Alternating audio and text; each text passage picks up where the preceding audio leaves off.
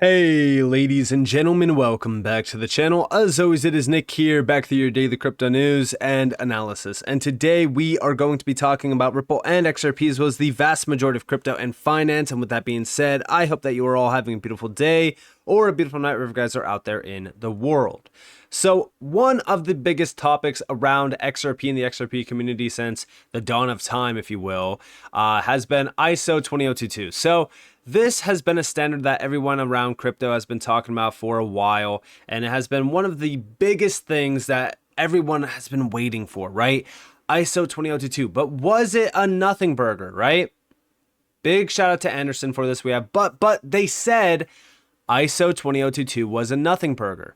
If you want to see comments on why ISO 20022 is helpful to Ripple from a former Ripple employee, Bob Way, then check the next tweet below, which, by the way, we're going to go in depth on that. We're going to talk about that a little bit more. But remember what I've always said about ISO 20022. Guys, it is one of the biggest changes to the financial realm in a very long time. We're going to address it. This is standardization.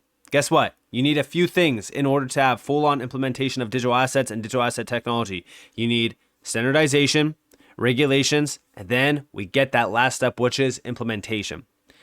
This is crucial. It's a crucial piece. But we have this. Now, this I find very interesting because everyone has been under the impression that we're in the fourth industrial revolution. But now we have Kenyan Bankers Association. ISO 20022 leads us into the fifth industrial revolution. Big shout out to Smoke Dog for this. Powerful words from the top. Check it out. The ISO 20022 upgrade is one of our key strategy as far as automation of the payment ecosystem. The upgrade of the ISO 20022 creates an infrastructure that leads us into the fifth industrial revolution, which encompasses issues around system interoperability, secure systems, and real-time systems. The ISO 20022 gives us quite a number of benefits. One of the key benefits is global interoperability. The Kenya KBA ACH system will be able now to integrate with any ACH globally and any payment system that is out there. It also creates an opportunity for rich data, which creates an opportunity for more analytics and real-time data analysis. Big data is here with us, and the ACH creates that opportunity. Thank you very much. So ISO 20022 is the keys that unlock the gates to this revolution. I keep telling you all, and I know that it gets tiresome hearing it, but when we look at the steps that are needed in order for us to actually have all of this realized in, they are being taken right now. I get it. Price action, price action, price action. That's the only thing everyone's focused on. But the greatest price action around XRP and a lot of utility tokens is going to come from full-on implementation globally within the technology stack. And that's what I'm here for. That's what I'm waiting for.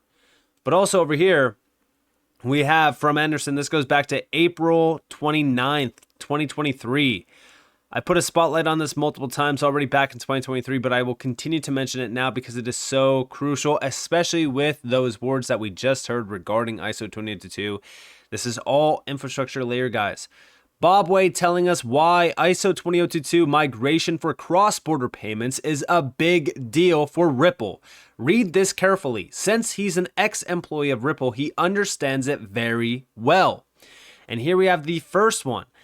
I'm not sure I can add a lot of insight. I'm sure things have changed a lot, but just for clarity, ISO 20022 is way bigger than you might think at first. It replaces the previous Swift standards MT and MX and adds a lot of other things. Then we also have over here, the reason this 20022 transition is extremely helpful to Ripple's bank sales team is this means that every bank is required to implement new technology. Guys, for the first time in history around the financial sector, these banks, every bank, are now mandated and required to implement new technology. We are in the middle and the start of this massive revolution, and I cannot stress that enough. Everyone that is getting shaken out now because of price action or because, oh, it's not doing what I want it to do, that's okay. Nobody's forcing you to hold. But when we hear things like this and when we see things that are happening around the digital asset space, I don't see how anyone can't realize what's happening at this point. Banks hate to change an already working process. Change can introduce new problems, which means bankers get fired. Over here we have, this is the number one reason most bank integrations don't happen. New system development is expensive and risky. Mistakes can generate bank losses or fines. Bankers get fired. The person you are negotiating with must have product budget, development budget, risk appetite. With a mandatory 20022 change happening, the person you are negotiating with only needs to have one product budget.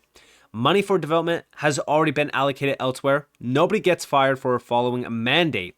That makes the sale a much easier lift for Ripple. Then on the last slide here, we have, that being said, bank software sales is still a hard process, especially with the SEC suit still adding FUD to the process, which we are almost in the clear on Ripple side. XRP is cleared. But even if banks wait for a settlement, their 20022 upgraded system become much easier for Ripple to integrate with them. The biggest impact is going to be that even smaller banks are going to be upgrading their systems. That creates a much larger pool of on-demand liquidity compatible banks. Smaller banks get the most benefit from on-demand liquidity. It lets them cut the larger correspondent banks out of their flow and cost. And this is why I always say that the biggest banks will be the last ones on board of the ship. They are not going to jump on. Because why? Because they don't need to right now. But imagine if all of the smaller banks start eating up their lunch because of on-demand liquidity. All of a sudden, all the demand is flowing from JP Morgan and Citibank, and it's now flowing into these smaller banks. Guess what? Now you have a rush. Everyone wants that technology. Everyone wants to utilize that technology. And that's where digital assets become extremely valuable as well from utility. Because of the demand, the growth, I mean, it is going to be very, very significant. Now, outside of this, I even said back in 2022, because I was quoting Anderson at that time, he has a Swift CBDC experiments results report October of 2022. Report saying that ISO 20022 will be essential when it comes to Swift cross-border payments that includes movement of CBDCs. ISO 20022 mentioned throughout the report, and then down here it also mentions using the outcome of the report to shape strategy regarding digital currencies by Swift. Probably means how crypto assets can be supported in the future as well as on the Swift network. Draw your own conclusions. Now, what's funny about this is, guess what? Just recently you had the head of payments at Ripple, Swift, and Citi in a conference talking about new rails for the new world. So this is October of 2022. We are now in March of 2024. Things are changing. Doesn't matter if ISO pertains to specific tokens like XRP or not, and this is from myself. In my opinion, ISO 20022 will open the door for digitization to be realized across the entire financial sector's landscape, which, by the way, we know that ISO 20022 does pertain to XRP and even Ripple, because when we really look at the XRP ledger, it is ISO compliant through Ripple, which we will talk about. But also over here from Tom Colwell, he's actually quoting Smoke, and we have, here's a great video to help people understand the bigger picture. They want the whole world in on this new system, and that's exactly what this is. This is new global financial infrastructure that is being laid down right now. This is the new rails to the new world of finance. Imagine 1/5 of global population joining the party. Life-changing, literally. It's not about your own selfish desires, but what's going to come for others too. And this is why I say time and time again, when we are talking about XRP, yes, this major move, everything happening, it's all going to lead to a life-changing moment. The life-changing moment and that event is going to be full-on go live implementation around the world. And guess what? It doesn't even have to be all at once. You start having one or two big players going live, it's game over. Trillions could be moved every single day. Volante is already on board with what Ripple has been doing. Volante is settling trillions of dollars a day. Think about how big that is. But also from Smoke, we have these couple screenshots here. So number one, what's the role of crypto in the fourth industrial revolution? Now, mind you, this was the fourth industrial revolution. We're now apparently moving into the fifth industrial revolution. But we have each iteration of the industrial revolution provided a faster and or more cost-effective means of providing value. Crypto is similar. Blockchains remove intermediaries and enable direct interactions between parties, which creates more efficient and less costly transactions for builders and users alike. As a result, we believe the crypto asset class is often motivated by a desire to update and improve legacy systems. You are literally hearing this from a full-on report regarding the fourth industrial revolution. We are now ushering into the fifth. And what is the fifth, you might ask? Well, we're going to get there here in a second. But when we look at the traditional world of the financial system, it's all changing. It's all changing. Swift needs to innovate, and they're already in discussions with Ripple. It's crazy that people don't see that correlation there. When you have a conference, and by the way, it's just recently, it's just a recent conference.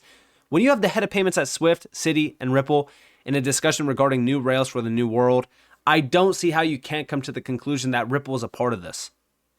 And considering the fact that Ripple's on board with the BIS for their CPMI group, they're working with the IMF, they're in discussions with the IMF and central bankers, 20 to 30 central banks around the world. I mean, come on. Give me a break saying that Ripple and XRP are not a part of this. And for those out there that are saying, oh, it's Ripple, it's not XRP, I'd rather hold Ripple stock than XRP. Remember that Ripple can't accomplish what they're trying to do without XRP. If Ripple tomorrow made their own cryptocurrency and their own ledger technology, all right, and a lot of people are under the misconception that XRP and the XRP ledger is owned and operated by Ripple. That's not the case.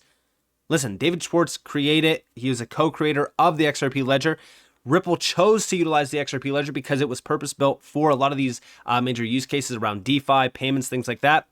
But if Ripple tomorrow said, hey, we want to launch Ripple Coin, we want to do that, no company would want to utilize that. No bank would want to utilize that. They want something that is decentralized. Everyone keeps saying, oh, well, XRP is centralized by Ripple.